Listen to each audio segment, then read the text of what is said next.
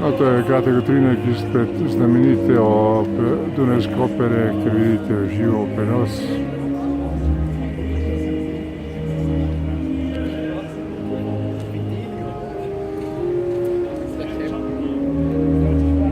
Predstavo Fidela Ludvika van Beethovna. In tu so gledalci, ki zunaj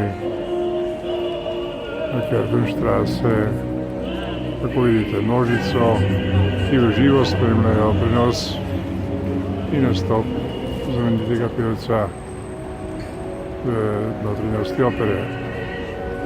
To je kratek utrinek izpred Dunajske opere.